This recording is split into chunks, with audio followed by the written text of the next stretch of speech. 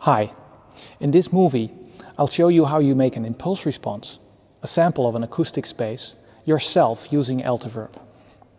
We're going to play back a sweep sound through this speaker up here and record it with microphones down the alley of the church. But let's start at the beginning, the sweep file. You download it here, audioease.com/sweep. A sweep is a sine wave that goes up from 5 Hz to 22 kHz. It is a wave file that you should be able to load onto any playback device. There's some options here, but I'll download the standard one, the 30-second sweep for a maximum of 16 seconds of reverb. Here it is, downloaded. It starts with a blip sound. The blip contains information about the sample rate of the file, about the length of the sweep and the silences around the sweep. Then there's the silence, and then the sweep itself. The shape is such that it uses the speaker best. You want to play the sweep loud to get good signal-to-noise ratio, but you do not want to overload the speaker. Overloading happens quicker at the lower and the higher ends of the speaker, which explains this peculiar shape. Then another silence, and finally another blip. I'm planning to use this handheld recorder to play back the sweep file. And it uses this memory card, so I'll copy it over to the memory card together with this dry reference audio that I have.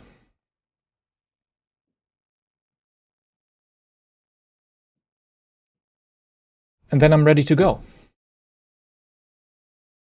I've loaded my playback device here with the sweeps and with some reference audio. I'll play back the reference audio first.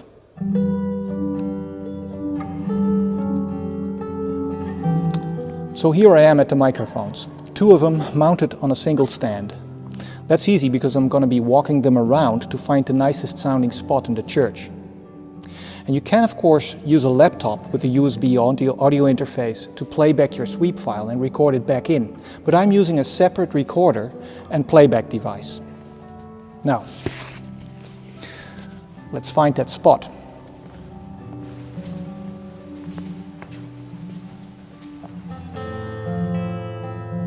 That's a pretty good one.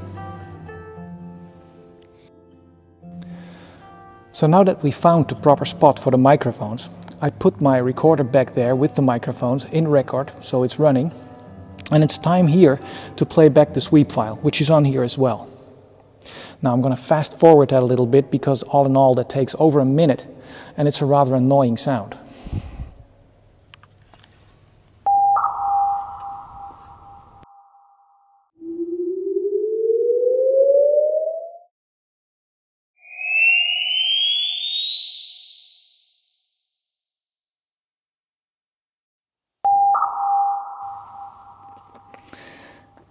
Make sure you get that final blip in the recording as well. We need that in the post-processing. So let's go do that now. And here's the recording we made. I'll use Snapper to show it to you. Here is some of the reference audio, the blip, the sweep, and the final blip. Now I'll switch Altiverb to the Impulse Response Import tab. This is the area where we will be dragging our recording onto. But first I'll click here to tell Altiverb what is coming up. Several types of recordings can be made into impulse responses, like starter pistols or clapperboards. But I'll tell Altiverb now that we have a sweep recording lined up. Now I can just roughly clip out the sweep, including the blips, and toss it onto Altiverb. Altiverb is doing many things right now. It finds both blips, gets the info out of them, plus the exact clock speed of the playback device. And then it generates a dry sweep that perfectly matches the one that you played back. That dry sweep is calculated out of the recording, which leaves a perfectly sharp impulse response. Then, Altiverb follows the slope of the reverb tail closely, and where it hits the noise floor, it fades it away in a natural manner to total silence. Finally, it automatically clips off any audio before the impulse response. And there it is. A little over 8 seconds of reverb there. Let's play back the dry track and try the impulse response.